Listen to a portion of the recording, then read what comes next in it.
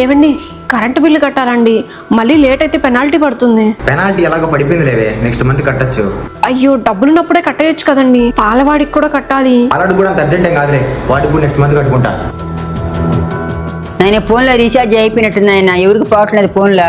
మా నీకు అసలు రీఛార్జ్ దండగమా, ఇంట్లో వైఫై ఉంది కదా, వాట్సాప్ కాల్ చేసుకోవచ్చు కదా. సరే నాయన. ఏవండి గ్యాస్ సిలిండర్ అయిపోయిందండి. ఏమి అనవసరంగా 2 సంవత్సరాల నుంచి కిరోసిన్ పడింది 20 లీటర్లు అక్కడ. ముందు దాని వాడు, సిలిండర్ కావాలంటే ఇంకెప్పుడైనా చూద్దాంలే. ఆదా చేవా నువ్వు అసలా? అవునండి. బ్రో పెట్రోల్ పడు బ్రో. ఫుల్ ట్యాంక్ కదన్నా? ఫుల్ ట్యాంక్ కాదు, ఇప్పటి నుంచి 100 రూపాయలకే. ఏంటండి ఎప్పుడు ఫుల్ ట్యాంక్ పట్టించుకుంటారు కదా, ఇప్పుడేంటి? ఈ మంత్ అంతా ఆదా చేసి ఆ రవి గొడికి డబ్బులు కట్టేలే ముందా. డబ్బులు ఉన్నాయి, రెంట్ కట్టుకో. ఏమయ్యా 3 నెలల నుంచి రెంట్ కట్టలేదు, సాయంత్రం లోపల కట్టకపోతే ఇంట్లో సామాన్లు బయటేస్తా. సార్ నేను ఇప్పుడే ఫోన్ పే చేశాను సార్, వేసాను చూడండి సార్. అయ్యో నేను క్షమించయ్యా, వస్తాను. అమ్మయ్యా వీటి రెంట్ నీట్గా ఇచ్చేసా. వాట్సాప్ లో ఫోన్ చేసుకోమను, నెట్ ఏమో రావటం లేదు. అది కడతాను మా కడతాను. హలో ఏందయ్యా 2 నెలల నుంచి పాలు డబ్బులు కట్టట్లేదు? ఎప్పటి నుంచి పాలు పోయింది నీకు? మా పాపకు పాలు.